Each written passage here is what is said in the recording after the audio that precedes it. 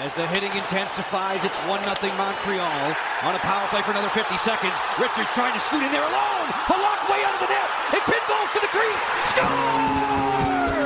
Mike Richards!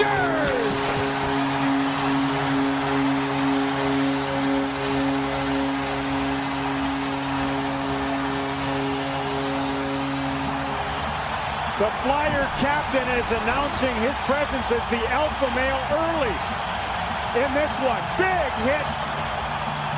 Sets up that cranker from Coburn, the defenseman joining the attack. They win a puck deep in their own zone. Hammerlick and the goaltender Halak collide. Oh, did they ever. And it's a tap in for Richards.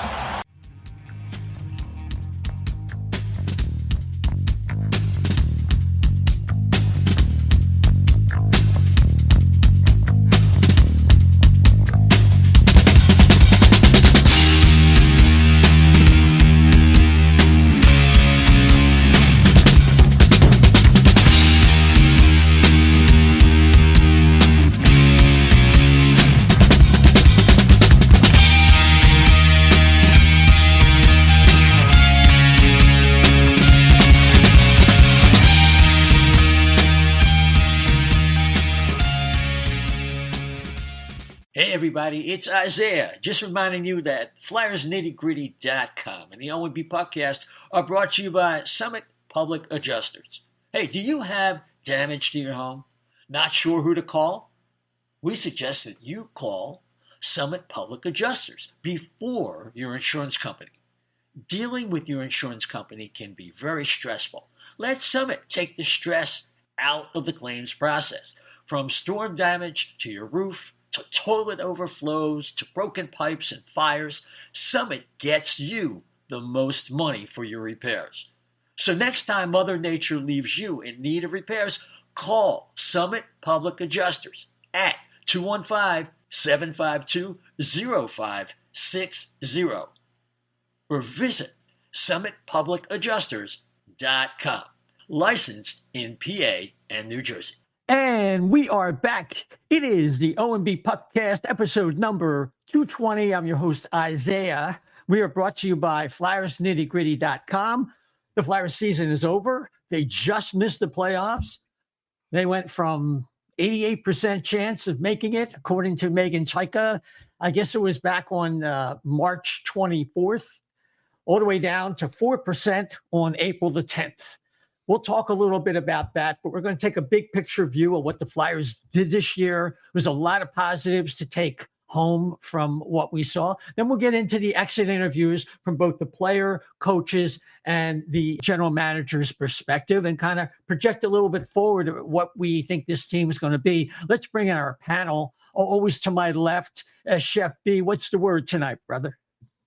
Word is playoffs, baby, and they've been fun to watch, and it always is every year, and this year is no different, so I can't wait to see what this outcome is going to be. All I know is we got some good hockey to watch for the next couple weeks here. Yeah, no question about that. The great Dan Silver joins us tonight. Dan. It's off season for Flyers fans, I mean, other than watching the playoffs, but it'll be nice when, Flyers are perennially making the playoffs, like what we're supposedly headed towards with this rebuild. So there's a lot of positives, a lot of negatives. We'll get into all of it, but it's interesting. Yeah, it's going to be a very interesting offseason. Yeah, I think the way this general manager and this management team in general plays things close to the vest, you got to be careful divining or gleaning anything from their statements. Tend to be very conservative, and they tend to outperform their words. So hopefully that's something that will give us a little more inspiration. Before we bring on our guests, just wanted to recap real fast that the Flyers finished 38, 33, and 11 for 87 points. They were 4 points out of a playoff spot. And what really hurt them down the stretch is after that so-called gauntlet where they got 6 out of a possible 14 points with some of the best teams in the league, they lost 8 in a row. They only got 2 out of a possible 16 points, and they were outscored 42-18. It kind of fell apart a little bit, and I think we're finding out now a lot of that was as much between the ears as it was the grind and the physical aspect of it. Before I go any further, from flyers.nhl.com and, of course, with hockeybuzz.com, the great Bill Meltzer joins us tonight. Bill, how are you? Doing good. How you guys doing? Doing all right. Doing So great. let me ask you, Bill. Here's some numbers I throw at you. And, this is a season where we came in and I predicted the Flyers would get 81 points. But if Carter Hart missed significant time, you could drop that down to about 5 points. So they went 87 points. Really, if you adjust my number, it's probably down to about 75. What were they able to accomplish to achieve that? Also, beating many of the best teams in the league all throughout the year. Yeah, well, as a matter of fact, the 31 other teams in the NHL, the Flyers won at least one game against everybody but one team. Flyers beat everybody at least once, except for Nashville. And Nashville, they were 0-1-1 against. So they got at least a regulation tie, a point against every other team in the NHL. That's hard to do. You have 100-point teams that over the course of a year don't manage that. There's one team that you just don't manage to beat during a year. Well, look, even Vancouver, the Flyers were 2-0 against them, right? Just as an example, it's pretty hard to go in a year and basically beat everybody at least once. So that's that does speak to the team found a level where they can play at when they're going well, that they could compete with anybody, keep games under control for the most part, give themselves a chance. Of course, the flip side of that is, and you were saying during the lead, what happened during that 8-game winless streak. And really, you even have to break that down a little bit more too. It was really the 2 games against Montreal, the game against Chicago, not so much the game in Buffalo. Flyers probably deserved a better fate in that one. And then the games against Columbus and the blowout against Montreal that ended that stretch, and it just became just snowball downhill. And then just when everybody had them written off, they go into New York, and New York's competing for the President's trophies. They had something to play for. Flyers beat them. They played Jersey, who didn't have anything to play for, but they're a spoiler team. You beat them. And then you come down to the third period, 1-1 against Washington the final day. And as it turned out, Detroit tied their game with 3 seconds left. So it didn't even matter what happened in that game. And that was literally about 30 seconds before the Flyers pulled Urson, and you lose 2-1 on an empty net goal, which kind of stinks, right? You might might never see another 2-1 loss where the winning goal is an empty netter. But the point is, game 82 meant something for the team, and that in and of itself was a mark of progress. The other thing I'll say too is that, except for that stretch where things fell apart, the Flyers were a lot better team structurally. I don't know how many times last year, and I think this is why the Flyers were so good against so many top teams. Flyers did a really good job of taking away the middle of the ice, those prime scoring areas. When you're playing top teams, that's how they want to attack you. And the Flyers, for the most part, limited a lot of that against teams. So they found something that worked. They scored a lot of goals in transition, a lot of goals off the rush. So they found a way that they could play it and compete against most teams. Obviously, not well enough to get in the playoffs when all was said and done, and that's that's no guarantee of being able to get that far or further next year to be playing for a playoff spot in the final game of the season. But I think when you weigh all of it, I think there was some significant progress in some important areas, and obviously some other areas were frustrating. Yeah, there's no doubt about that, Chef. So, from a point of view, I mean, I guess you could look at it like the Flyers are Schrodinger's Flyers this year, because at the beginning of the season, if your goal was, hey, they almost made the playoffs, I didn't even expect that, so that's a win. But if your expectations changed during the season, and as they gotten better, and you were they were in that playoff spot for a long time. And you kind of had that expectation, and they fell out of it like 4 points at the very end there. And so I guess my question, if that's what you're expecting, I guess either way, both pundits can go this way and that way. Not looking ahead, but too much, because there are people who are going to say, if that was our expectation this year, is expectation next year like you have to make the playoffs, or you have to make the playoffs and win a round? I know it's jumping ahead, but it kind of ties in with this little conversation here. Yeah, and for me, I don't have a particular expectation. I think that some teams that underachieved this year, like the Devils, for example, we were expecting the Devils to be a playoff team this year, right?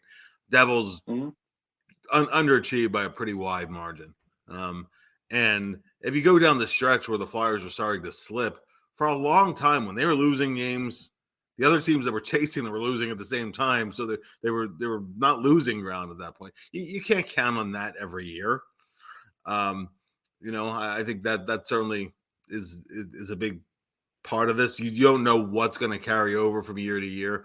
For me, I don't think the next season, depending on what they do in the off season, what your health looks like, and those kind of things.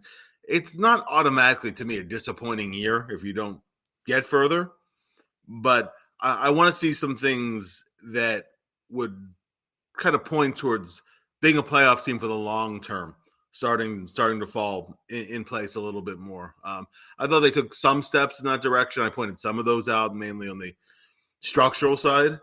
But things such as the power play, for example, that has to get way better, way better. And I know the automatic place goes, well, they need more talent. Well, they do need more talent. No question that they need more talent.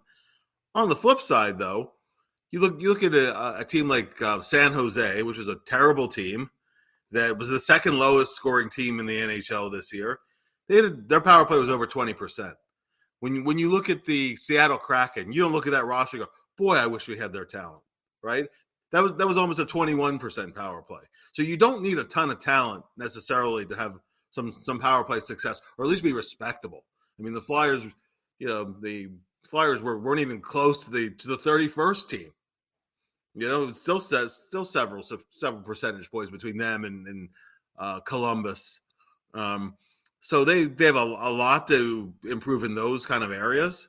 There's still some players you want to see develop more consistency. There are guys you'd like to see step up over the next year or so and kind of take a job and run with it. I maybe more so on the blue line side than forwards. The current group of forward prospects are kind of middling, and some guys even took steps backwards this year. Or other guys are good prospects, but they're not over here, like Michkov, or they're not ready yet, like Samu Tuomala. I don't think he's ready to step right in. So I think next year is kind of wide open in terms of where things could go. I think this is a very important off season, and the indication is they're not going to dive heavily into free agency, but they're not saying they're not going to look for some trades. How will that play out? What will they be able to do? What impact will some of these moves have? And and as the course of expectations change, because as you pointed out, over the course of the year, your expectations change. How will that shape up? I think all that's pretty wide open at this point, truthfully. Yeah, I mean, it really was like just felt like a quintessential Flyers season when you look back on it. Some of their best games of the year were against some of the best teams in the league, right? I mean, probably their best game that I saw was the Dallas Stars game. That was just a blowout at home against one of the best teams in the league. The Winnipeg game we talked about, Winnipeg was the hottest team in the league. The Flyers got really good goaltending in that game, but they played a good game there. And then they lost in the most important stretch of the year. They got blown out by some of the worst teams in the league. I mean, you talk about Jekyll and Hyde, and I understand that was like the one stretch, like Bill mentioned, that they really sort of fell apart a little bit, but it was against really bad teams. It's like hard to believe that the same team played that well against the Dallases and the Rangers at the end of the year. that also played those games against Chicago, and Montreal, Columbus. And then from the storyline perspective, again, it was like, I mean, the things that happened, I think a lot of us sort of could see that there was a lot of smoke around the Carter Hart situation, right? So that was not like entirely unexpected. But the Cutter Gauthier thing, just absolutely sort of like an uppercut out of the blue to the Flyers organization and the fan base. So that combined with the Carter Hart thing, and then you throw in stuff like Sean Couturier being made the captain and then getting scratched shortly thereafter is just so strange. There's so much to unpack from this season as we look forward to next season. One of the things I kind of wanted to ask Bill's opinion on, because a lot of the players mentioned this towards the end of the season, and I think also in some of the exit interviews, was I think one of the major reasons that this team was as successful as they were this year was the unexpected performance from the blue line. I think that, at the beginning of the year, Travis Sanheim really carried a lot of the water. And throughout the entire season until the trade deadline, it was like this lightning in a bottle from Nick Seeler and Sean Walker. Those guys, I think it's hard to sort of realize how good those guys were together and how much of a stabilizing force they were for this team on the blue line. And at the trade deadline, obviously they make the move. They trade away Walker. They get the first round pick. At the same time, Nick Seeler gets injured and Jamie Drysdale gets injured. And so to me, even though they sort of held on for a few weeks playing decent hockey after that, and then it was just sort of then after that period of 2 weeks after the deadline that they fell apart, it seemed to me that like the decision to trade Walker, followed by the injuries to Drysdale, Risto, and Seeler, were just kind of a little too much for this team to sort of totally overcome. I mean, is that, Bill, kind of like one of the takeaways you had? No, absolutely. The Flyers knew as the season was moving along who their top four guys were, right? And York took a big step this year too. Moving him back to his natural side was a big piece of that. But just the maturity, the minutes he was playing, just how smart he was playing, right? And what a good two-way defenseman that he stepped up and became this year. That was a huge plus of the season. But that second pairing, the way that Walker triggered the rush and could join plays up ice. Seeler, even beyond the block shot, just played really, really, really well. I don't think anybody had Nick Seeler as a second pair guy.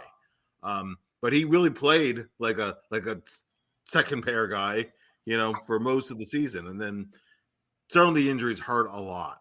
And that certainly was a lot to try to overcome. I mean, the Flyers didn't have Ristolainen early. They didn't have Ristolainen in the last third of the season either. So I didn't say discount it, but it was almost like, well, if he comes back, he comes back, and he ended up not. Obviously the Drysdale shoulder thing was a concern. He still has a lot to learn, and we'll see. I think right now they have him penciled in to play with Seeler. That's a whole different dynamic. I think they have a lot to learn about playing with one another. I think largely on the larger than Drysdale side, and I not to get negative about it, but Drysdale probably needs core muscle surgery, sports hernia kind of surgery. Quite often when players have that, it takes them half a season to get back to where they were before. So if Drysdale gets off to a slow start in the first half, it's not an excuse, but it's not going to surprise me either if he does. And he plays a lot better in the second half next year. I mean, that's just an obstacle they're going to have to work around going into it. But I definitely think the attrition on the blue line was a huge part of that. And just to circle back to something we were talking about, playing a lot of the bottom teams, and it's something I pointed out on Twitter the other day.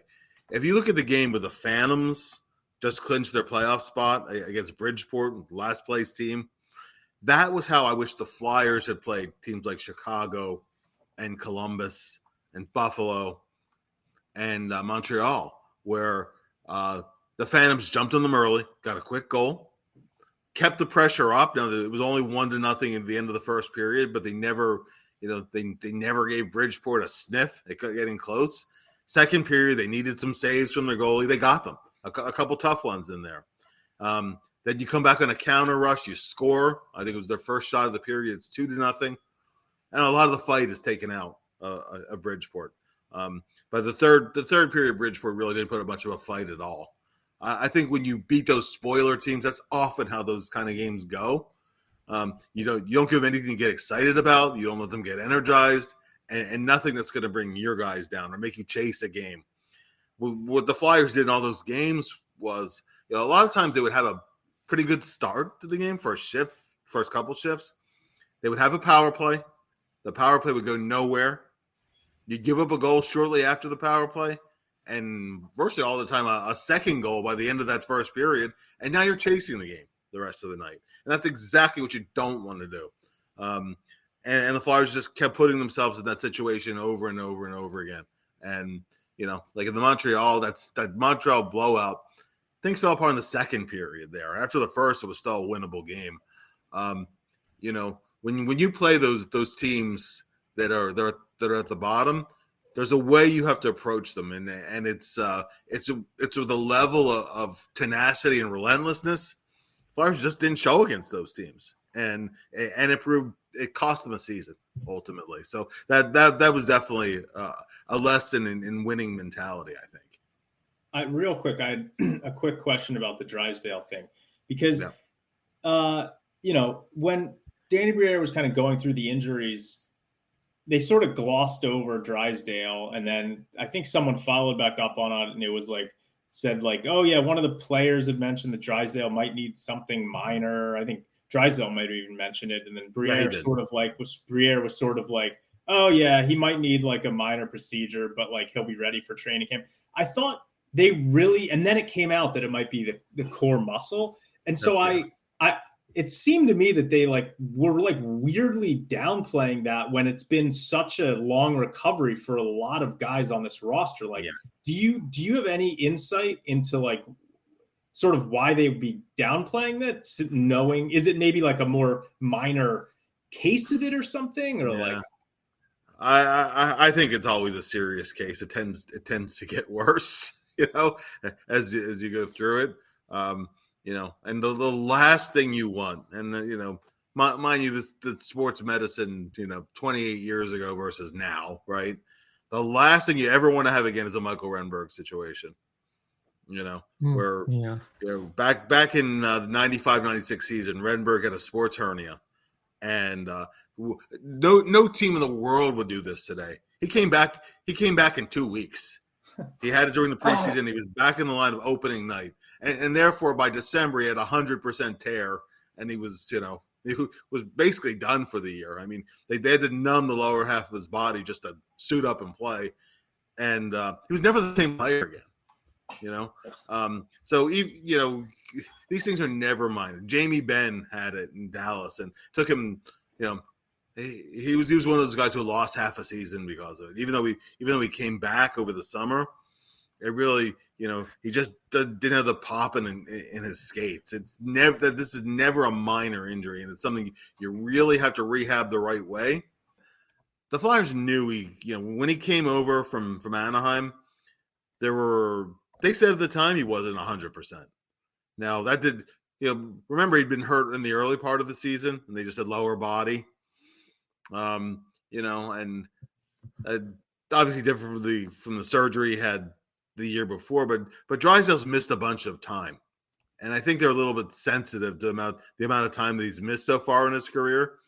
So I think there's a tendency to try to downplay or minimize what he might be going through. But I'm sure there's concern and an understanding that you need this guy who relies heavily on his skating, and he was still skating pretty well, honestly. Maybe not at his very best, but he still looked pretty mobile a lot of the time. But I think there's concern until the guy is right and in your lineup. So. Yeah, no, I definitely, I mean, watching him just walk the line when he first got here and the speed, the four-way mobility was just really amazing. And I just wanted to draw down on something about the power play. 3 years running, they've had the worst power play in the league. And I think they had the worst power play at 12.2% that they've ever had in team history. That's correct.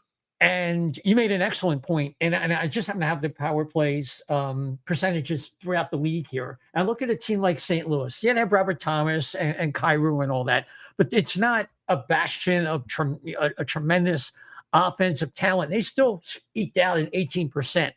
So it begs a question. If our boy Rocky is doing a pretty good job teaching these guys how to check, and they seem resistant to getting a separate power play coach.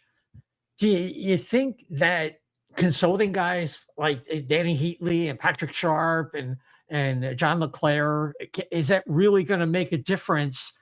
Like, how are they going to get out of this thing that they're just can't get out of right now? That is a great question. And I wish I had a great answer for it. Because first of all, this actually predates Rocky, right? Right. Yeah, since Joey Mullen, without you were saying with Jason, yeah. Yeah, and so 2 years ago they were 12.6%. A few years ago, right?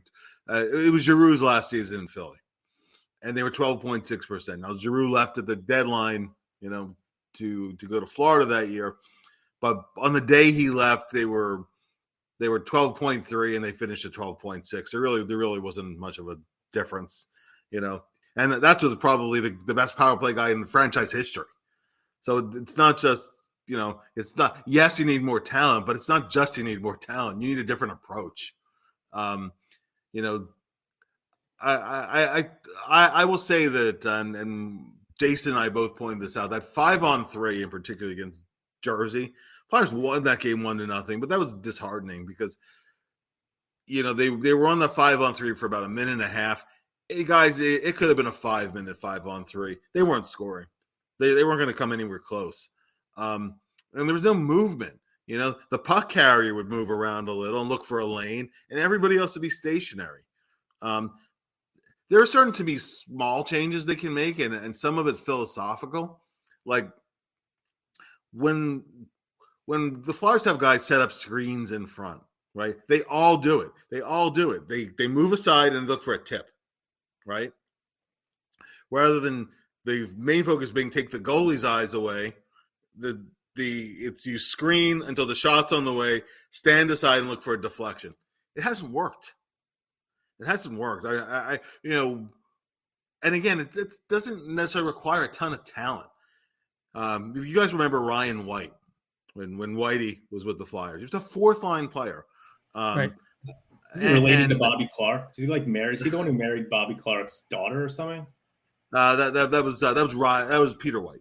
Peter White. Sorry. Okay. Yeah, it was Peter White. Ryan White was a guy from Manitoba, kind of long hair, physical banger, grinder kind. Most years he did get double-digit goals. Good. But a solid, honest checking guy. But certainly not any kind of an offensive talent. I'm mentioning him because they put him on the power play the final 10 games of the season. And he scored 3 power play goals in those 10 games. And again, hardly a world-class talent, right? When Darian Hatcher, who was not an offensive defenseman, especially at that point in his career, they put him in net front. So, and he had a few power play goals. This year, Morgan Frost led the Flyers with 11 power play points. And all right, 11 power play points, that's okay. But that should be your third or fourth power play, fourth leading guy. That shouldn't lead the team, right? Yeah. It doesn't take anything fancy a lot of the time. In game 1 of that Boston against Toronto series, and I pointed it out actually on Twitter too, there was a power play goal they scored. Jake DeBrusk scored it, but it was just, just about a couple 10-foot passes. one guy going to the net, one guy screening in front, a little bit of a lane open up for DeBrusque, put it towards the short side, or where put the long side, put towards the far post, and it went in. And when did the Flyers do that during the season? Hardly ever. It was a pretty simple attack structure. It wasn't anything that's going to wow anybody.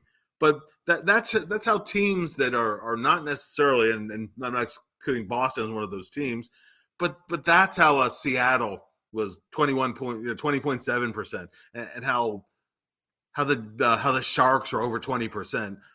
Teams that are not high scoring teams and not a ton of talent, just doing simple things well, and the Flyers just didn't execute. To me, so many times they would, they can make the point from that. They could make a pass from a half wall back to the point pretty well, actually, or even a cross ice pass. But there's no real flank scoring threat, not consistently. I'm hoping that Tyson Foerster becomes that.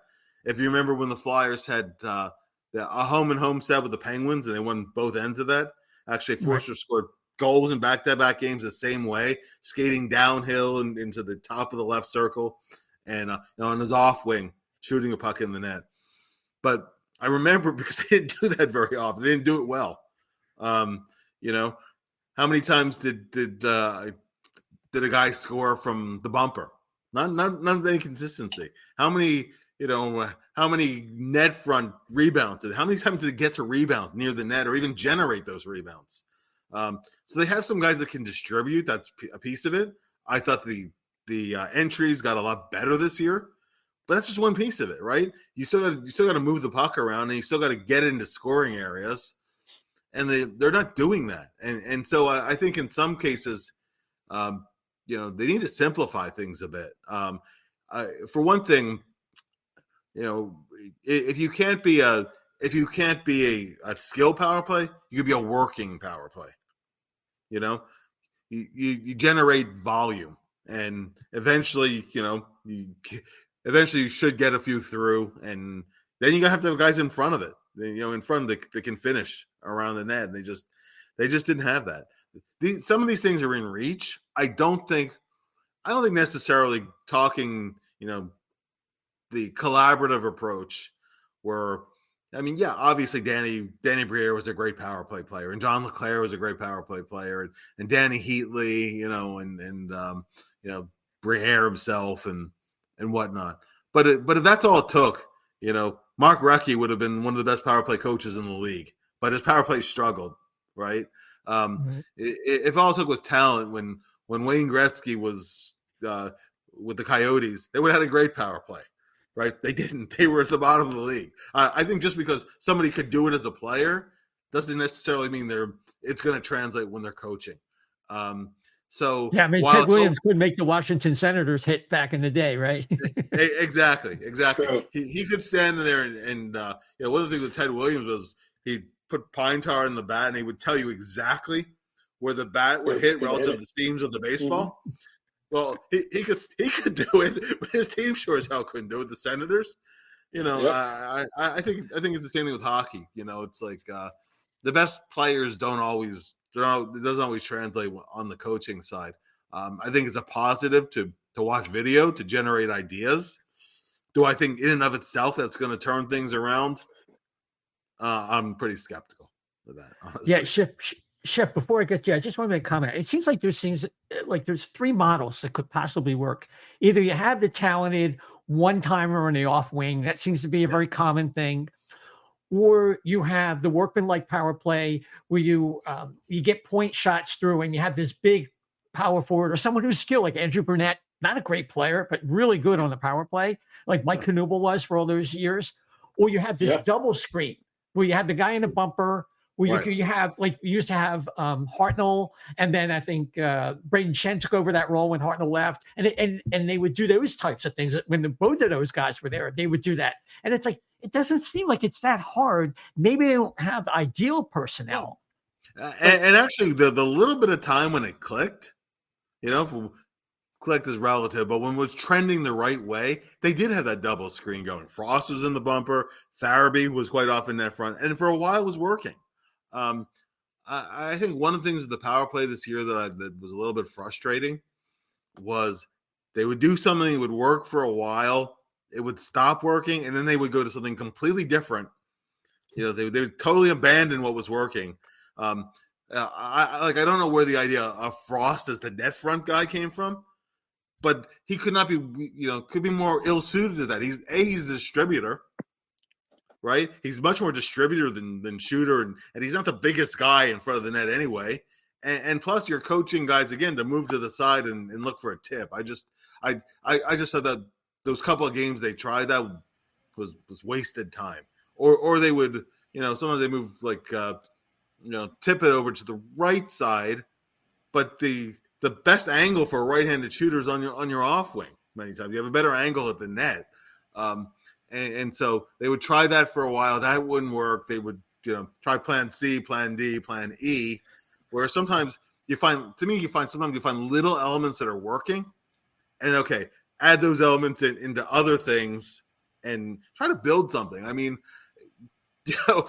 again, I'm not talking about miracles. I'm not talking about competing with Edmonton or one of those kind of teams for a top power play. I would have taken 15-16% even, because that would have been an improvement. So just so they wouldn't feel like they want to decline the penalty. It got to that point because it was such a drain for them to get a penalty, not get anything going. It was like almost a negative situation. It had the momentum drained out of them. Like we go on and on about the power play. Chef, you were next, and then we'll get to Dan. Go ahead. Okay. I want to go back to the injury situation. I was and perhaps they address this, but I missed a lot this past 4 days. Ristolainen. What was the mentality to have him out all year and then wait till the season ended? Is there something that is that made that decision? I don't understand that. Why not get him? If it's going to be something that's going to be like a torn bicep like that, you figured you would try to get them in to have the surgery, get it fixed, so that his recovery. We know definitely he would be ready for the beginning of the season next season. Well, the explanation that was given was that because Danny Briere did address that last Friday. The explanation that he gave was that actually in March, right after Drysdale went down, they actually thought there was a much better chance of Ristolainen being able and ready to come back, but more than they thought Drysdale might come back. They thought Drysdale was probably headed for shoulder surgery. Drysdale ended up getting well enough to return without surgery, and Ristolainen got back. He was skating for a week or two, was starting to shoot pucks, and he said it's just not happening. And they saw it was a triceps tendon tear, which was worse than they thought it was before. So his situation ended up being worse than they thought, and at that point you have to schedule a surgery. And at that point might as well wait till April. I mean, he's already had the procedure. Actually. Yeah. Okay. Okay. Yeah, following up on what Bill was talking about with the power play, to me, the only time that the power play had sort of like a uniqueness and a level of success that was interesting to me was when they basically had Morgan Frost as the rover on the power play. And I think he was creating a lot of interesting things, and their power play has just been sort of so cookie cutter, but it's been cookie cutter bad. Right. Yeah. And so that sort of, I feel like, shook it up a little bit, and Frost was able to create some stuff. He'd go out to the point, he'd be in the high slot trying to move the puck around. And maybe it was just a small sample size of success. But to me, that was sort of the best power play period that they had all year long. And some of the frustrating things for me on the power play are like, as Bill mentioned, they would go away from some things that worked after sort of short periods where it wasn't working. And then they would do things like, to me, they were force feeding Zamula on the power play for a long period of time. Like he had like the one or two games where he scored these seeing eye shots from the point, and all Tortorella would talk about was, he just gets shots through from the point. Like, I love his poise out there. He's not that good on the power play. And then, as Chef and I always love talking about, he's so slow that they gave up like 2 or 3 breakaways while Zamula was on the ice. So it's like, get this guy off the power play. There was a period of time where Zamula was on the power play and Cam York wasn't. I mean, it's just like sort of a little insane. So But really, for me, the bottom line on the power play is I feel like this power play is not going to be able to get to a different level until Michkov comes over, just because I know Bill's talking about that it doesn't really take a lot.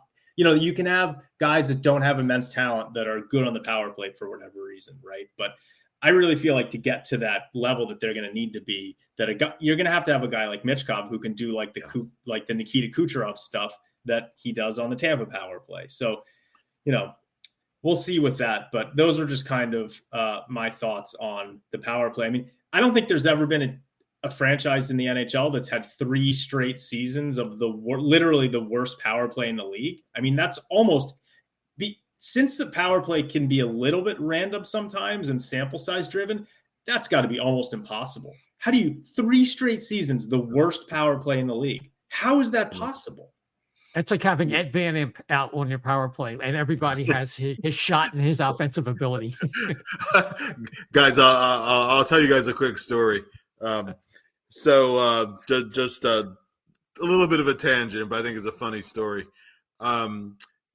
Right before the Ottawa Senators, this is back when you finished the worst record, you automatically got the first pick. So this was 92, 93. And last season of Brad Marsh's career. And the Ottawa's tanking to get the first pick. And one of the things the league brought up in their investigation was, why did you have Brad Marsh on the power play in the final game of the season if you weren't tanking? Marshy loves that story. Yeah. Well, why would you? Exactly. So it reminded me of that. Anyway. Yeah, no, that's an excellent point. But hey, let's talk about John Tortorella, because for all the positive things you talked about with the structure and that the culture and the fact that they showed up most every night. Due to youth, they did go on some streaks, particularly at the end there, where it kind of fell apart, and a lot of that is the kind of mental toughness and all that. But it was cited in interviews, Bill, as the team was cleaning out, that there's a certain kind of mental strain that it can be created above and beyond the average NHL coach when you play for Torts. It's something that Morgan Frost talked about mental fatigue, Sean Couturier, and it brings to mind a lot of buttons that John felt that he had to push to try to get this team that had that 88% chance of getting into the playoffs on March 24th. He takes blame for it, and it dwindled down to 4%. And I'm wondering how much of the mental energy was, instead of injected into them, taken out of them with the scratch of Couturier, with that tirade, I think it was the Islanders game, where he talked about these guys are soft, and we only person out there playing for us was the goaltender, and the third period it got better, and blah, blah, blah. But I mean, it's just, I know he's trying to push buttons, but I think in a way he cut off his nose to spite his own face. What was your take? Well, I think you can look back to a lot of Tortorella's teams in Columbus, and several of those, even some that were, should have been, and were made the playoffs or whatever, they had a tendency to fade down the stretch a little bit, right? This is not the first time that a John Tortorella team has faded down the stretch. I think that's a fair criticism, because there's history that backs that up. I think as with any coach, any player, you have to weigh the pluses and the minuses. Because we talked about the structure and defending a lot better and playing faster. And, John Tortorella absolutely had a hand in all of those things, a big hand in all those things. So that's something that he did quite well this season. So I want that to be, up front there. Okay.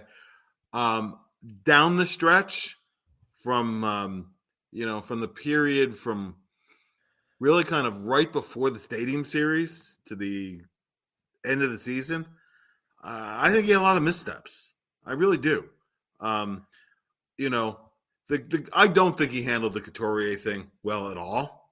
I don't. One thing, for example, being he scratches Couturier, he sends Rocky out to talk the day you're scratching him. I'm sorry, the coach has to talk that day. He has to talk that day, especially because you just named a captain, and it's a couple of weeks later you're scratching your captain, which is rare enough to begin with, but it was just a couple of weeks since you named him captain, right? You have to address it, even if you only do it one time. You know, he's not playing well enough, and I'm not discussing it any further. I'm sorry that it didn't work, and you know, then there was a little bit of a separation between Sean Couturier's version and you know, now mind you, I've been dealing with Sean Couturier since he was drafted. I've always known Coots to be as straight a shooter as you'll find, a guy who never makes excuses, a very self-aware and self-motivated guy. Now, there's it wasn't just the scratching. You go back to that game in Philly against Seattle where Tortorella really got into Couturier's face on the bench. I don't think Couturier is a player who necessarily needs that or benefits from that. He did score, but I think he was more pissed at himself than he was at the coach. You know, I think, for one thing, I think the Flyers kind of burn the candle at both ends with Couturier. 40 games into the season, you know, he's averaging 3 points every 4 games, virtually, right? 29 points in his first 40 games, playing 20.03 a game, which is heavy-duty ice time coming off of 2 back surgeries. And I'm going to take you back to a day in Voorhees back in November. So everything's going good for the team. Couturier is rolling. And I believe it was Charlie O'Connor asked, do you have any workload management, you know, concerns with Couturier? And at that time, on that day, Tortorella said, well, the games have been so close, you know, and Sean is playing well, so we really can't think about sitting him right now. But yes, I'm aware of the minutes he's playing. I'm aware that, you know, there might be a point where we need to scale back up. He said that, okay? You get into January, and Couturier himself said this too. He had an injury. He had, which I will tell you guys was a groin pull, okay? Now that it's, you know, several months later. And he missed 2 games, came back, and, you know, I don't know how long it took him to start feeling like himself again. He never really got it back. He never really got his game back the rest of that year, ever since those 2 games missed. And I'm not going to say it was because of injury, because of overuse, or whatever. But I do think, you know, and I've used this baseball example. If you have a veteran pitcher who's an innings eater, and he's been a top pitcher in your rotation, and he has 2 years of arm trouble, you have to think of the course of a whole season, getting him through that whole season, minimizing the chance he might go down again at sometime that year. And then if he, you know, then you get into those late season games where you need 7 from him, or you need 18, 20 minutes from Couturier. You do what you have to do again. I don't think that in terms of managing over a whole season was done ideally. And maybe they felt there wasn't a you know, any other choice. But don't totally divorce yourself from it and in November say we're aware about his minutes, and you know, it is something we need to keep an eye on, and then turn around when he does hit a wall and say that had nothing to do with it. I think that I think that's a piece of it. And the other thing I will say also with Don Tortorella here is that after that Chicago game in Philly, which was a terrible game, it was the game where you know, it was a game where he said this is rock bottom. And as Jason said in the podcast too, a coach should never say this is rock bottom because it can always get worse, and it did. Right? But after that Chicago game, the first question asked, and it may have been Kevin Kurtz who asked it, I don't remember who asked it, was the first question that was asked was, do you feel you did not have the team prepared to play these last 2 games after that gauntlet of 7 games, right? You go into Montreal, you lose. You play Chicago, you lose. Was it you didn't have the team prepared? And he shot it right down, right? Tort said it was not the preparation. Our team was ready. Okay, right? Okay. Next game is the Islanders game where, questions their balls and their guts, and you have guys that shouldn't be playing in these games, et cetera, et cetera, et cetera. After a team battles their ass off to come back and tie a game in the final 10 seconds, I don't know if questioning your team's guts was the right decision. And I don't think Tortorella thought that was the right decision as much as he's doubled down on it, because his approach got, I don't want to say soft, but he softened it right after that. And the other thing he did too, and this was 2 days after that game against the Islanders, at that point Tort said, it's on me for not having the team ready to play in these games. I remind you, that's a complete 180 from what he said after the Chicago game just 4 days earlier. And after the season, he went heavily on that. He didn't feel like he had the team prepared to play, which, by the way, I think was the right thing to say. But I think it should have been said after the Chicago game, and not that it was going to work any miracles to turn the team around. But I just felt like it was damage control at that point. Honestly, that's how I saw it. Yeah, Chef, before I get to you, I just want to add one thing. Contrast what Tortorella said about how he handled Couturier with what Danny Briere sounded like when he was interviewing, I think it was Snow the goalie. It was Snow the goalie, yeah. And I'm thinking, well, if Briere is out there saying that Sean's back is fine, but he's dealing with up to like 5 different little minor injuries. Yeah. Okay. Why could they have got their head stayed on? Because I thought communication was going to be better this time. It has been up to this point, but this is the first little fissure, if there was one. It might have been a minor crack, but it was one. And I thought to myself, you mentioned this too, I think, in one of your articles, how the Flyers back in '84 had tried to convince Bob Clark and Bill Barber and Miro Dvorak and Darryl Sittler to take some time off so they would do a better job in the playoffs. And I'm thinking, you just named the captain 34, 35 games before. Right. How about being a little more strategic and we want Sean ready, for the most important games, and we're going to spot him a little bit and try to get him back up to speed. How come they couldn't have taken that tack? And was that a lack of communication? Because Danny sounded a hell of a lot different than Tortorella. No, I think that's 100% fair. I think sometimes with Tortorella is that sometimes he gets his back up about something and he digs in, right? When Danny was on Snow the goalie, that's stuff we'd all kind of heard around the team. You don't put it out unless somebody puts it out on the record. But we'd all heard that Couturier, that when the Flyers had that Ed Snyder game, and actually funny because Couturier scored in that game, but the Ed Snyder game, Couturier and Konechny, both of them were really banged up at that time, and one of the guys in Hockey Ops said, "Well, we have some guys that are playing pretty banged up right now. Coots is one, and Konechny is another, and those were going on for a while. They were definitely playing, so that's something that was kind of not an unknown, and it wasn't unknown to John Tortorella either. And, I guess he doesn't want to say, Torts is of the school that he doesn't want to use 4 games in 6 nights or 6 games in 9 nights as an excuse. And he'll put other, you can convince yourself that you're tired, right?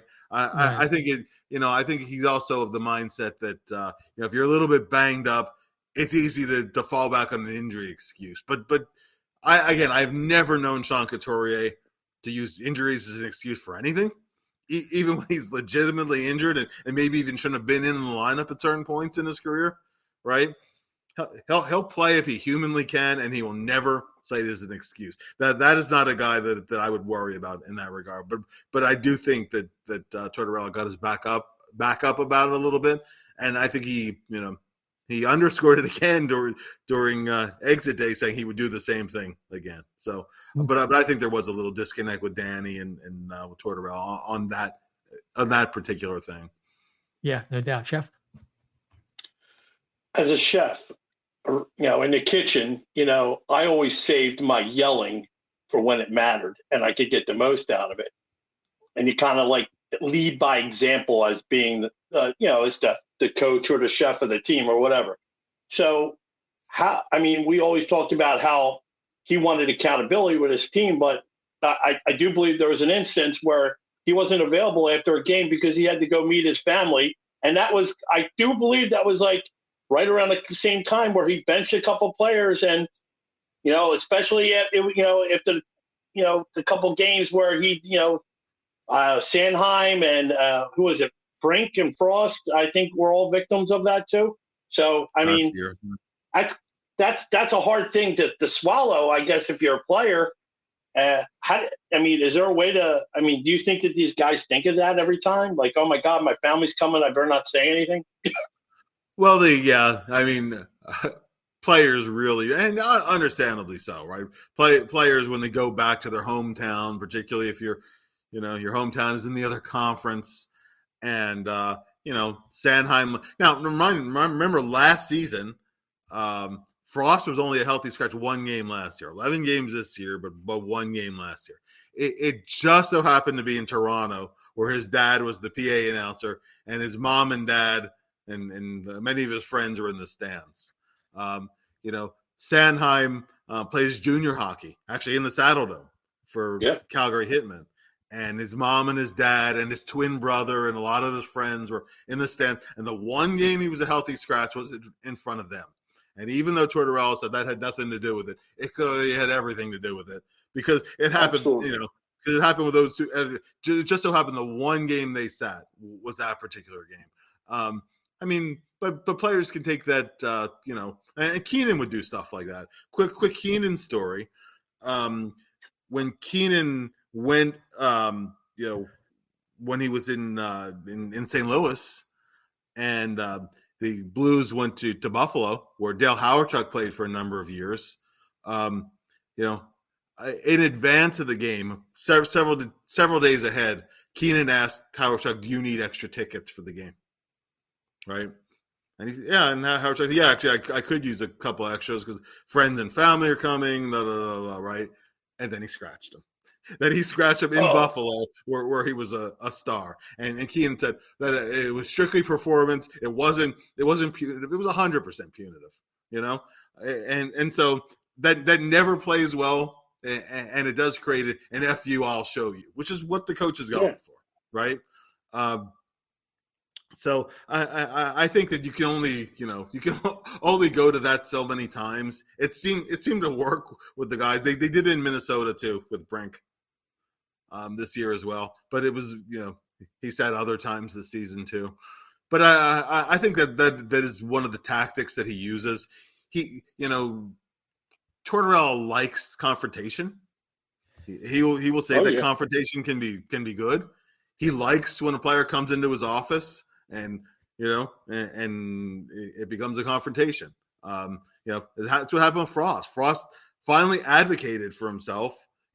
They talked about some things last year, but I think it was a little more vehement back in January, and he wasn't scratched again the rest of the year, although we did sit 30 minutes in the final game of the season. But I think that, and on the flip side of that too, last year, and Tortorella said this in the latter part of the season. Sometimes if you get towards in a talkative mood, right, he will give you some insights in his thinking. Last year, the latter part of the season, he admitted that he was trying to push Cam York's buttons, and York just would not take the bait. He wanted York to come in his office and yell at him. And on exit day this year, York was asked about his relationship with Torts, and mind you, this isn't just about John Tortorella. This is really more about Cam York. He said, "Well, I don't pay attention to anything he says." Then he said, in a good way, because the whole California cool thing, unflappable, like it wasn't going to work to try to push his buttons and get a confrontation, because you're not going to get a confrontation out of Cam York, right? So that was part of it. But to John Tortorella's credit, right, he realized that, okay, that didn't work with York.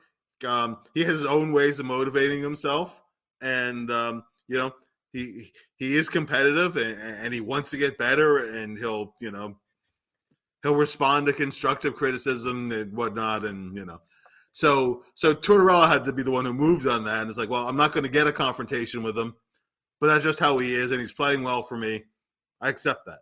So that because I do think there was a time in Tortorella's career where he never would have accepted that. He never would have accepted that. That just is his personality. So I don't know if that answers it. It's a long-winded answer, but I do think that it's kind of it just kind of what makes John Tortorella the coach that he is, and how he does things.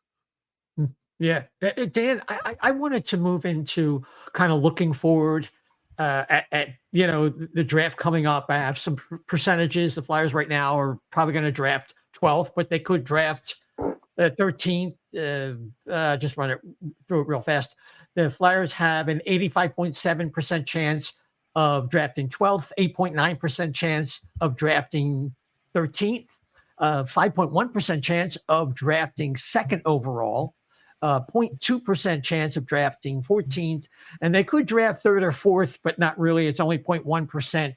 But looking at this, it begs the question, even if, depending on how you gauge this draft, the Flyers are going to be at the end of a first or second, probably a second or third tier, I should say, of players. And it begs the question, I'm sure you probably have on your mind, the fan base seems to be the hottest topic. How are the Flyers going to get the upper echelon talent like a Mishkov to complement that player, to push them into a different category and to set them up for that run that they want to, set up for?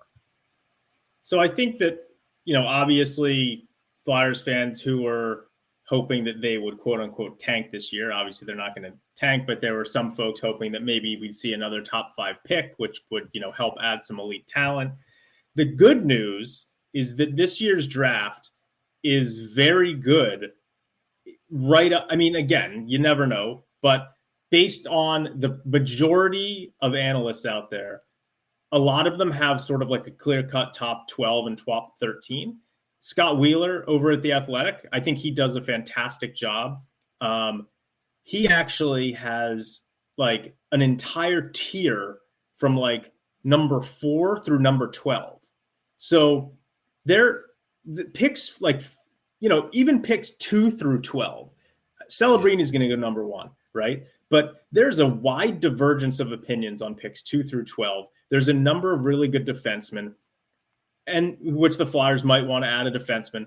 There's also a couple pretty good centers who not only is there a chance that one of them might fall, right? There's 3 centers who are probably going to get picked after Celebrini and still in the top 12. And it's Berkeley Catton, who's kind of like a smaller, skilled, almost like just from a size perspective, a little bit of stylistic, sort of like a Barzal a little bit. There's Caden Lindstrom, who's he's a bigger center. He's had some injury problems. I think he had some like back stuff going on towards the end of the year. So that's always a concern. And I think Catton actually might need core stuff going on, but I don't, either way, they're both really high-end prospects. Lindstrom's a bigger kid who might fit the Flyers profile a little bit more. And with their end-of-season injuries, both guys might fall a little bit. And then there's a kid from Finland who people had in the top 5 early in the year, Konsta Helenius. But I think that a lot of people watching him through the course of the year kind of saw that he's got very high hockey IQ, very good positioning, but he kind of lacks the dynamic factor that a guy like Catton has, or the power that a guy like Lindstrom has. But the good news is, like, let's say the Flyers are like, hey, we really like Caden Lindstrom. Like, there's a chance. First of all, there's a chance he could drop to 12. It's unlikely, but there's a chance. The other thing is teams in the top 12, between 4 to 12, might be open to trading their pick. If, let's say, it gets to number 8 and he hasn't gone yet, and Seattle or Calgary has the 8th pick, And you know, they don't want him. The Flyers could package some of their picks and move up and take that kid who could become a first or second line center. So like the good news for the Flyers is that by finishing in the bottom 12, you know, they've got a 5% chance to move up to number 2, which is not inconsequential. I've won a lot of big poker hands when I only had a 5% chance going to the final card, you know, like it certainly could happen. But they're going to get a good player either at number 12 or if they trade up a little bit. So that's the good news. There's some really good defensemen out there too. So I think that from that perspective, they have just as good a chance that the guy who's picked number 12 could be as good as the guy who's picked 3rd or 4th. Yeah. So that's something good, you know, for the fans to look at forward to in the offseason, I would say. Mm-hmm. Yeah, and I'll add to that too. You know, there's never been a draft where the order in which the players are picked are how they actually turn out long term, right? You know, go back. I'll give you a couple drafts here, right? The 2006 draft was supposed to be a pretty well below average draft going in. It's supposed to be a 4 or 5 player draft that year. Actually, Eric Johnson ended up going first overall that year. You know, it wasn't. You know, Jack Johnson was a top of the draft pick that year. You know, not a great draft class. Some guys turned out well. Backstrom was picked that year. I think Derek Brassard didn't have a great career, but he had a decent career. Kessel was picked. Well, lo and behold, Flyers picked 22nd. They got Claude Giroux. Right? 1998. You know, that was the Cavalier draft. Not considered a great draft. Flyers got Simon Gagne, 22nd that year. You know, so, you know, Justin Williams, a 29th overall pick. You know, so it happens, right? If you look at those Boston nucleuses, you know, of race and vintage. Yeah, Pasternak was the 24th, or you know, he was a later first round pick. Bergeron was a second round pick. Yeah. No, Pavelski was 7th, right? Yeah. Pavelski was a 7th round pick that originally belonged to the Flyers. Yes.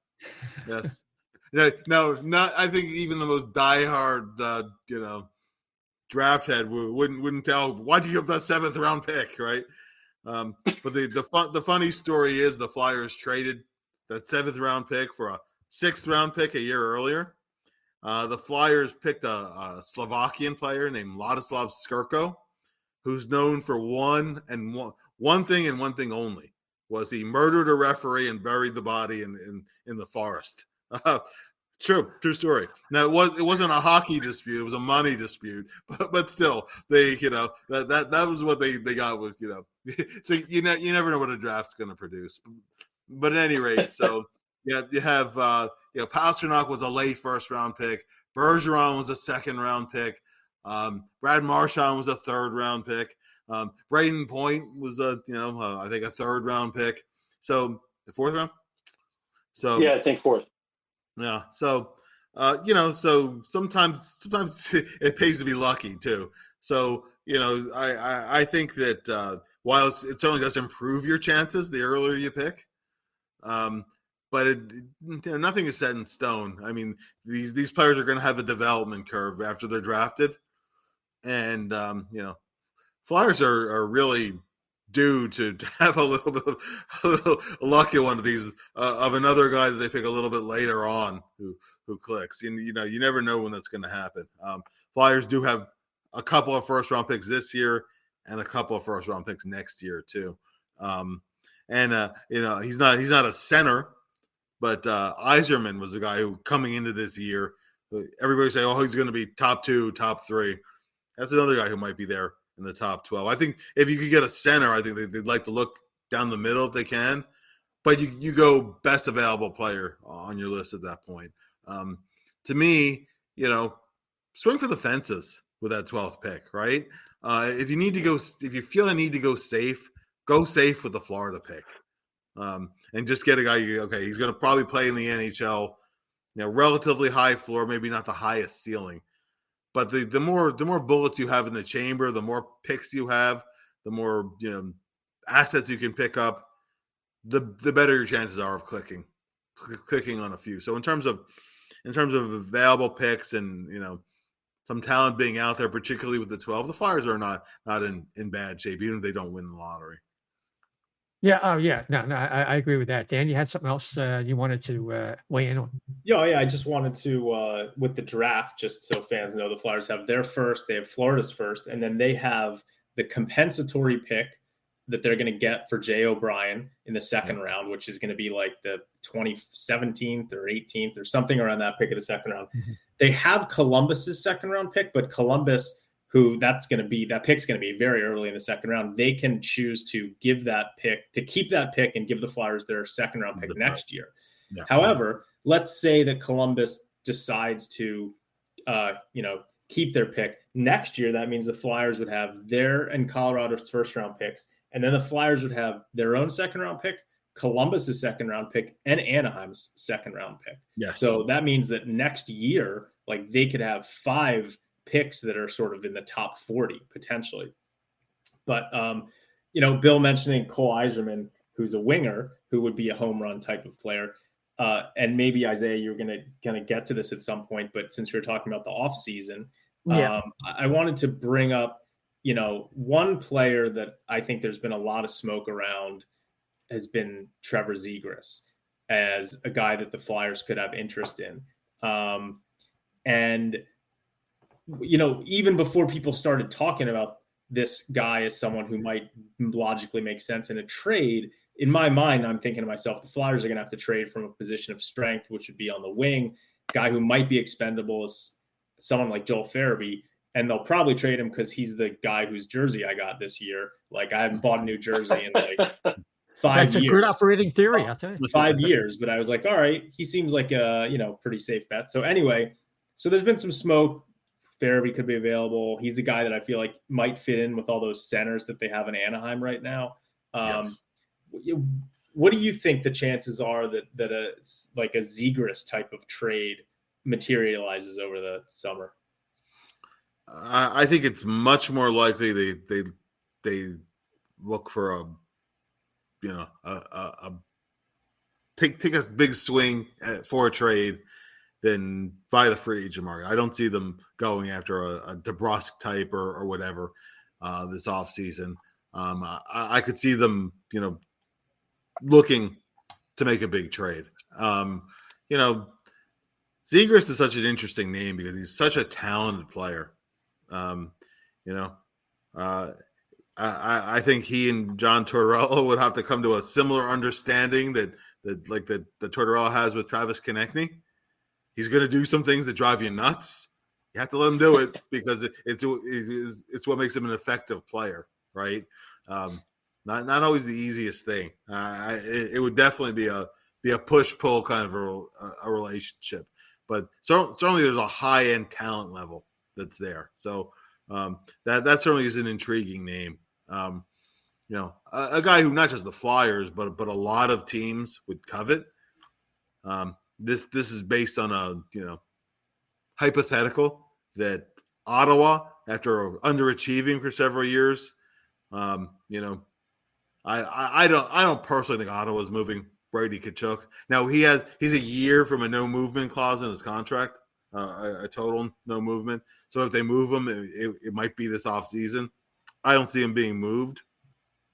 But if he is somehow out there, that's a guy I could see a team like the Flyers giving up some value for, because that's a big name you're bringing in, a player who would click with the fan base, that kind of thing too. So that's a guy. We're talking about big names. I could see the Flyers having interest if there are deals to be made. Has to be somebody young enough to fit in the timeline. Zegras is a guy that would fit in that. Tkachuk would be a guy, if somehow he's available, that would fit in that. Where there's also an amount of cost certainty.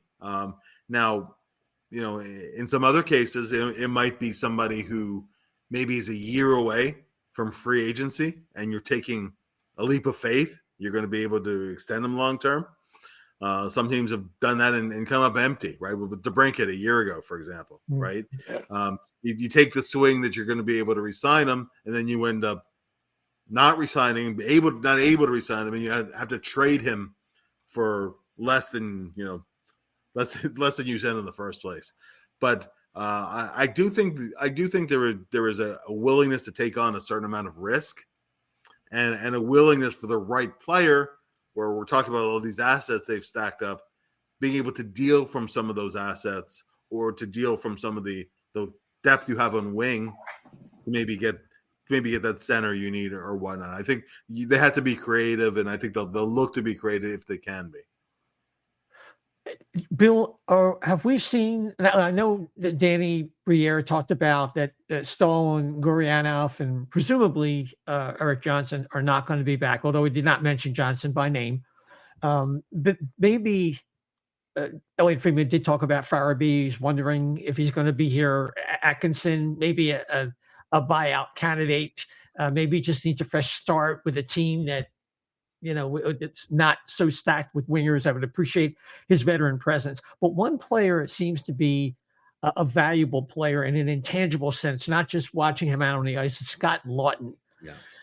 And, when they signed Ryan Poehling, I thought, there's a lot of qualities there, not the intangibles, but in terms of where he slots in the lineup that kind of make him a similar player. And the Flyers have such a need at center. I sized them up as needing really two centers of mid-six quality or better, a power forward. You talked about Brady Tkachuk. It's a prototype there, and probably another top four defenseman before you can really start taking a look at them as a contender. Just like a sketch in my mind of what they need. Is Scott Lawton the kind of player that might have to be sacrificed? Which is possible. Another possibility is Lawton goes back on a wing because he's a pretty good left winger, and he's one of those guys who can move around the lineup.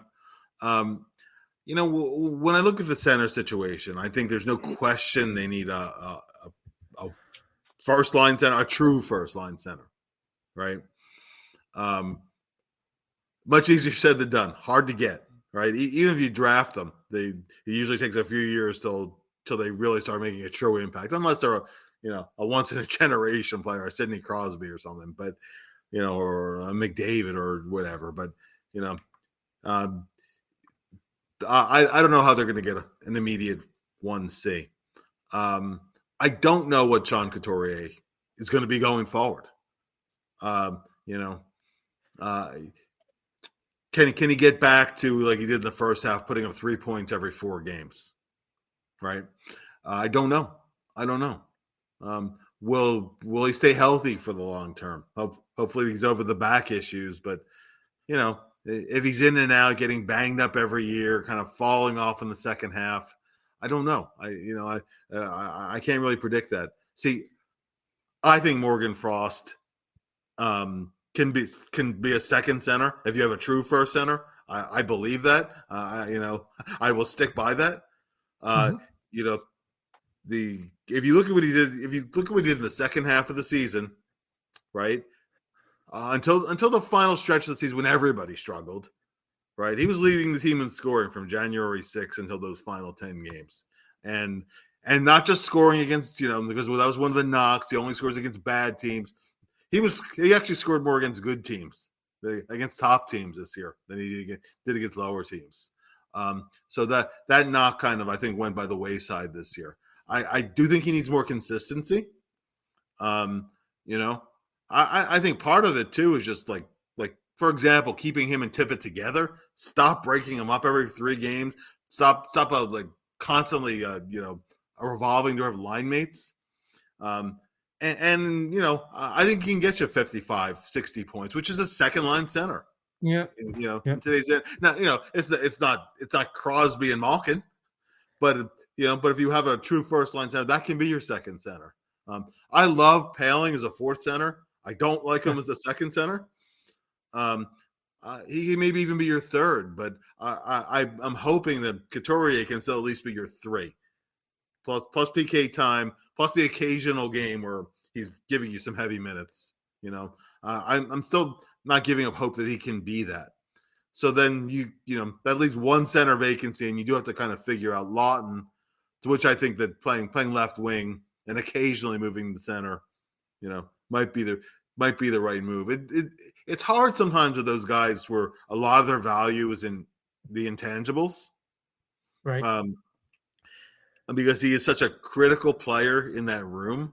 One of the things I've said about Lawton in the past is that if you were a hockey fan, but you didn't follow the Flyers at all, right? But but you know the game, and you go to a practice at an average day, and you go, you'd watch them practice, and you go, boy, that number 21 really looks like he's trying to make the team, huh? Because that's how he goes all out every game. Like he's got something to prove. Like he's trying to make a team. Never takes anything for granted. Competes his head off every day. Great guy in the room. Great guy. A leader. A new player comes to the team. The first guy who embraces him is Scott Lawton. These things all have value too. Yeah. No doubt. When you talk about a guy who wants to be here and who helps kind of define what it is to be here, sometimes that's worth more than what second round or even a conditional first round pick. Because a lot of times they turn on a first round pick, but say that conditional first round pick was the team you trade him to gets to the finals, right? And that team, which you can't control, goes out in the second round, and now you're dealing with a late second round pick kind of thing, right? Was it worth it for that? I don't know. So I think you can't close the door to you might move him and for the right deal. But to me, he certainly is not a guy that you move for the sake of moving. And I think the fact that contending teams always call about him tells you that he's a guy that can be an important part of a winning team. But I do think that they need a 1C. Top pairing defensemen are hard to find too. That's 1C and 1D are the hardest things to find. It's easier to find productive wingers, maybe not the Ovechkin, kind of 50, 60 goal guys, right? But guys who can get you 25, 30 goals, and you get a few of those, and you could do it sometimes in volume. I don't know if Owen Tippett's ever going to be a 40-goal guy.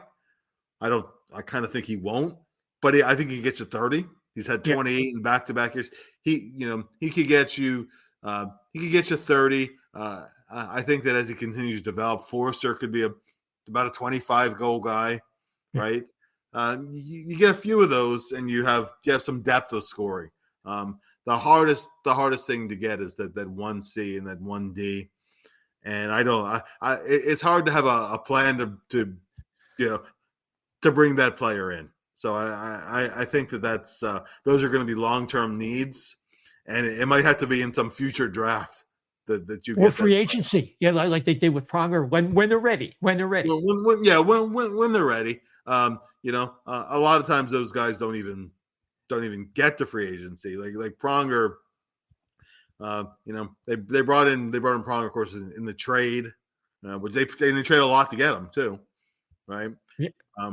But yeah, I mean, if you can get that kind of guy and you think you're semi close, you make the big move and you part with the assets you have to part with to get it. Flyers have a lot of work to do. I think that's the bottom line. Yeah, it's just I had two more questions, at least from my perspective. Travis Konechny, we're at that junction spot with this player, with his age, and what he would expect from a contract in the $8.5 to $9 million range. And it does beg the question, is he somebody that you absolutely positively have to wrap up going forward because of his current contributions and how at that age, and how does that depend? How much does that depend on when you project that the Flyers are going to be where they want to be? How's that going to work out? Well, if your intention is to compete for a playoff spot in the next year or 2 years, right? Listen, he's been a 30-goal guy in back-to-back years. Mm-hmm. There's a lot of positives to the player. Now, is he a guy that you commit 8 years to? I don't know about that. Like I'd be very leery about committing, but it's what it takes. If you're going to bring in a free agent, if you're going to re-sign your own guy who's been an all-star a couple times, and you want to, that's going to be what it's going to take. It's going to take something in the $9 million kind of range, 7 or 8 years. That's a pretty big commitment to make. Personally, if I had to predict where it ends up, I'll predict it's most likely they sign him to the big extension. He wants to be here. If the dollars are in that range, he'll sign. Right now, in terms of what I think is ideal for continuing to rebuild, I think you have to at least see what's out there. Right? What might the team be willing to trade? And you're not going to get you're not going to get a superstar for him. You're not going to get a 20-year-old budding superstar for him. But you'll get a package, right? You'll get something kind of somewhat along the same lines of what Giroux brought, where you'll get a first round pick. You'll get a guy with a lot of talent who maybe hasn't clicked quite yet, but is young enough to turn things around. Maybe get a mid-level prospect and maybe another pick out of it. That's not, people look at that return not being great, but you look at the Giroux return now where you got Tippett and a first-round pick this year, and it looks a lot better. So the Flyers have to at least explore the market and see what they could get. But if I had to make a prediction sitting here right now, I think the most likely place it ends up is him getting the extension. Okay. Dan, Buffalo has 3 young centers. I know that Matt Savoy is one, and they have 2 others. I'm not counting Zach Benson. I'm not going to trade him. But this is what kind of where my head is at, because a couple of those guys are at least 2 Cs. And I'm like, this is how they got to get creative. There's another team that has players like that. And maybe, Bill, that's kind of like where they might go a little, might go fishing a little bit, Yeah. I'm not sure Savoy is going to be a 2C in the NHL. I'm not. Right. Well, they have a couple other kids. Yeah. Maybe. Yeah. They might take a stab at a guy who, staying in the Buffalo organization, right? A guy who was a first round pick is still relatively young. Like Peyton Krebs is a guy that he's bounced around a little bit, but that's a guy who I know some people in the Flyers organization hasn't clicked yet in the NHL. Of course, he's also largely played in the lower end of their lineup, and that can skew numbers down a little bit. But that I could see a guy like that being of interest. They also have Cousins as well. That's another young player that they've been trying to bring along. It's hard when you're dealing with centers, particularly. It's going to be hard to get a slam dunk. This guy's going to be an impact player for you because teams typically don't trade those guys. Yeah, keep in mind that Buffalo did trade away Casey Middlestat at the trade deadline this year, so I'm not sure that will increase their desire to trade away one of their young centers. And the other thing is, they just named, Lindy Ruff, I think, is coming back to Buffalo as the head coach. They may want to give him a chance to kind of look at the lineup and, make his own determinations before they start trading guys. So those 2 factors, Middlestat getting moved and Ruff, might make it, in my mind, a little less likely that Buffalo might make a move, like trading one of those young centers. But I still think Zegras is the guy who they might go after. But again, who knows? They play things pretty close to the vest. My dream is, I've mentioned it to you guys, I don't know if Bill knows, my dream is like, the summer that Mitchkov comes over, we sign free agent Connor McDavid, who's going to be 29 years old at that point. All we need is for Edmonton to get bounced out of the playoffs, a few more seasons, and him or Draisaitl. Draisaitl's a free agent next off season. McDavid's a free agent the season after that. If we manage the salary cap well enough, there's really, it's likely that those guys might get locked up beforehand. But again, if that team struggles, and then maybe one of those guys wants to play with Mitchkov for the rest of their career, you never know. That's kind of like my dream. So, Yeah, that's the last one from me, Bill. You've been so generous with your time, and we really do appreciate it. And I know the listeners are thrilled that you've taken that time out tonight. Ersan Fedotov, looking like it's going to be the pair. It seems like imminent that the Flyers are going to announce a 2-year deal for Ivan. I feel, based on some things I've heard, I feel pretty confident that Fedotov, for not only the on-ice reasons, but the off-ice reasons, can make a much smoother transition than the hot spot that he was put in the limited appearances that he made. It should be a viable pair next year. Yeah, I think potentially so. I think Ersan has shown that he's a bona fide NHL goalie. To me, he's at least a guy who could play in a 1B, 1A, 1B kind of thing, right? I think he could be effective in that. Still working his way to where he could be an undisputed number one who gives you 55 games a year or whatever. That's hard, right? That's hard to do in today's game. But I'm pretty confident in Ersan, and I think he'll just continue to, some of those tough spells he has there'll be fewer of those. They'll be shorter in duration. Everybody has their ups and downs. With Fedotov, look at what that guy's been through, and when he came over here, I don't think you can judge by anything. I mean, he had 2 practices. He didn't have any practices before his first start, right? He had a relief appearance, and he had a couple morning skates. So he ended up having only like 1 or 2 practices with the team. Because NHL has different gear standards than the KHL. Oh, yeah, new equipment, yeah. Breaking in all new equipment. And even that doesn't happen in a day or two. It takes a little bit of time to, that's why goalies typically break it in before they ever use it in a game. Just a lot of stuff. There's all the off-ice adjustments too. I'll tell you that I was very impressed that Ivan came in, doing interviews in English. Which really speaks to a desire to fit in, and and I thought for a guy who doesn't get many opportunities to speak English, it was pretty good actually. Of course it's not going to be perfect, and he's going to continue to get better. I mean, but that just speaks to a guy who's really really committed to seeing this through. So I think it's something that potentially could work. We won't know till we see some real game action from Fedotov.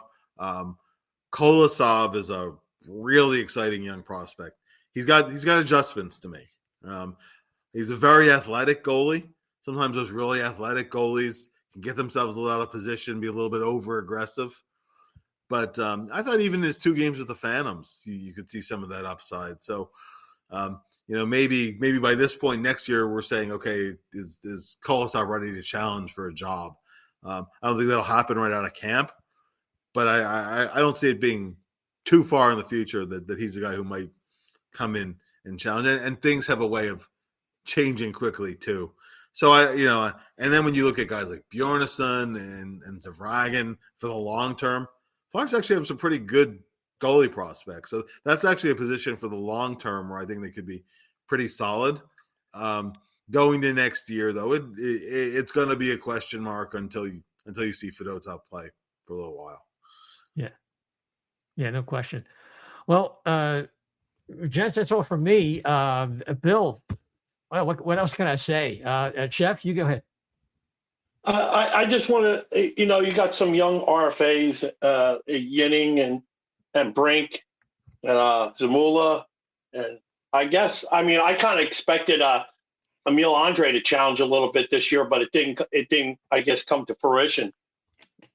You think the Flyers are going to be committed, or at least, give them a continued look?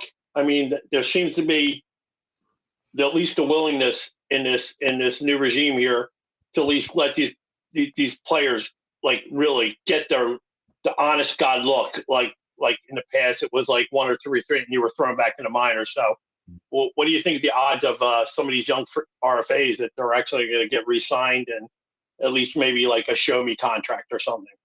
Yeah, I think they'll resign their RFAs. You're looking probably at bridge deals, for your RFA guys. You asked about Andre. Andre might be a guy who could come in and help a power. He might help a power play right now. Honestly, it's the overall game that's why he's still in the American League. Sometimes as a small defenseman, takes a little while to learn a little bit of the two-way aspect, and that requires some development still. But I think he could come in and challenge for a job. With Jennings, they'll give him a qualifying offer.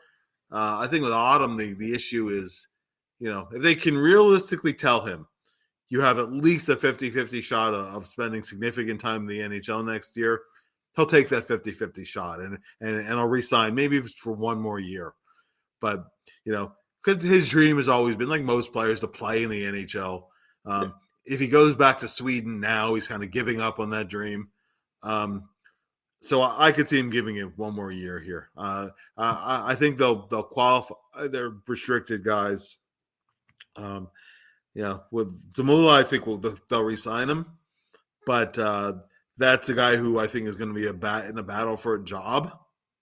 I don't think he solidified a roster spot necessarily, and that's the guy who's going to require waivers if you do want to send him back down again. So that's a guy who that's a training camp thing. But I don't think they're going to just turn their RFAs loose and say, okay, you're unrestricted now. Good luck. I think they won't give up on them. Right. Good. Okay. Bill, where can people find your work as if we don't already know, right? Yeah. PhiladelphiaFlyers.com. Actually, we're recording this on Monday. Tuesday morning, there'll be a Phantoms against Wilkes-Barre Scranton playoff series preview. That'll run Tuesday morning. And I'm also the content manager at the Flyers Alumni Association, which is FlyersAlumni.net. And I'm at Hockey Buzz as well. Fantastic. Bill, thanks so much. Great to have you as always, and I hope to talk to you again down the road very soon. Always a pleasure, guys. We'll talk soon. Yep. All right. Take care. Bye. Well, gents, a font of knowledge there. No doubt about that. This is a show that I guess is at the end of our 7th season. And I just wanted to take this opportunity before we give our Stanley Cup final picks as we close things out to say thank you to everybody for 7 seasons of the O&B Puckcast. I want to thank Jamie Basco from FlyersNittyGritty.com and our former associations with the Fourth Period, which we still talk to those guys. We have Anthony DeMarco and DB on very often through the season. And we look forward to the 8th season. And to catch us, of course, you can, we're on Apple, Spotify, iHeart, all the major podcast platforms. We also have a YouTube channel. Just plug in there, O&B Puckcast, a Facebook page. Again, just plug in there, O&B Puckcast. If you could rate and subscribe. You can catch us on Getter at O&B Puckcast, at O&B Puckcast, and X at O&B Puck, at O&B Puck. If you do rate and subscribe, it helps move us up the charts when people are looking for Philadelphia Flyer podcasts, and we really do appreciate it. And with that, let's bring in Chef. Let's get your Stanley Cup final picks. If you want to go through the playoffs, fine. If not, it's been a long night. Why don't we just jump to the finals? Yeah. No worries. So I'm not the great gambler that Dan is. I know Dan's won some doozies in his time. But I will say this. I think we both agree on that. I'm going to stick with what I said at the beginning of the year, that you're going to have. It's going to be the Dallas Stars, Hurricanes in the Cup, and Dallas wins. And I'm going to say, I'm hoping I can make that. I got a 9-1 on it. So hopefully I get my $900 into if the Stars win, because all I needed was the damn Flyers to just make the playoffs, and I missed out on $1,400 and $48. So I'm very upset about that. But that's my pick. And if you want to dispute me, and don't, because I've been close on a lot of stuff this year, you can argue with me at Chef to Left B on X. Chef to Left B X. Thank you. Okay, Dan? Yeah, this is one of the most competitive fields that I can remember in a long time. Like, I won't be shocked if any of these teams makes it to the finals. I've been kind of a fan of the Dallas Stars all year, so I'm going to stick with that. They could lose in the first round to Vegas, but and I've been impressed with the way Boston's been playing recently.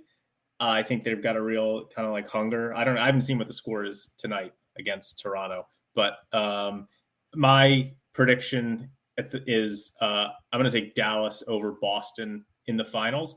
And part of one of my roots is I'm hoping that Tampa can knock off Florida in the first round, because that will help the position for the Flyers first round pick. So that's something Flyers fans should keep in mind, that the more the longer that Florida lasts, the worse our first round pick is going to be. So let's root for Tampa. Yeah, it's kind of like for the home team. Yeah. And then I'm in the Tampa area, so all the more so. Okay, so in the beginning of the year, I had picked Colorado and the New Jersey Devils to make the finals, and Colorado would win. Now, I would kind of rejigger that, but I'm a big believer that if one of your teams unless your team has a catastrophic injury and they just squeak into the playoffs, you should stick with your original prediction. So I'm going to stick with Colorado, despite with my reservations. In goal, Georgiev looks like a sieve, and they more or less came out and said it last night. It's every time we turned around, the puck was going in our net. But I'm going to go with Colorado to find a way, even if they have to go to I forget the name of their backup goalie, Alanin or something. Sounds like aluminum. But yeah, even if they have to go to him, things like that have happened. I think Colorado I have to stick with my prediction. Colorado, if they do make it to the final, I think they're going to win the cup, and I think they're going to beat Florida Panthers, who are going to come back and lose again in the Stanley Cup final again to the Avalanche. So, and you want to check out what I have to say. Oh, Dan, where can people find you on Twitter in case they don't already know? Oh, they can find me at dsilver88. You got it. And you can find us at O&B Puck, at O&B Puck, and to catch O&B Puckcast. And with that, everybody, thanks again for 7 seasons. Our next show will represent the beginning of season 8. And until then, take care.